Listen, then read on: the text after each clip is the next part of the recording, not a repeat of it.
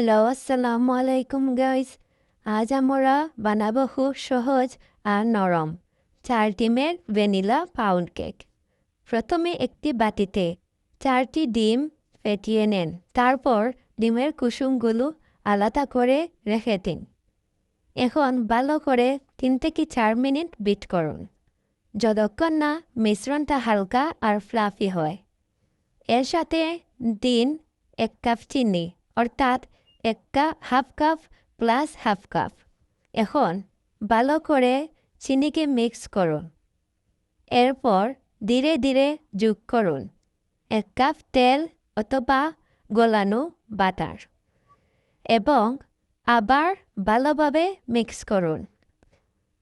এখন দিন 1 চামচ প্লাস 1 চামচ 2 চামচ ভ্যানিলা এসেন্স আর ডিমের কুসুমগুলো।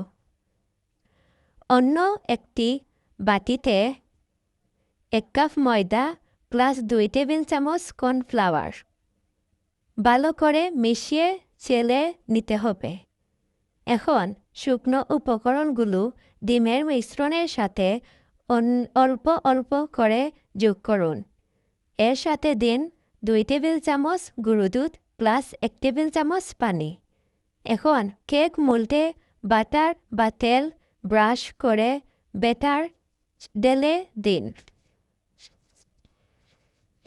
প্রিহিট করা ওভেনে 170 ডিগ্রি সেলসিয়াসে 45 থেকে 50 মিনিট বেক করুন। কেক ঠান্ডা হলে মোল্ড থেকে বের করুন আর উপভোগ করুন নরম সুগন্ধি ভ্যানিলা পাউন্ড কেক।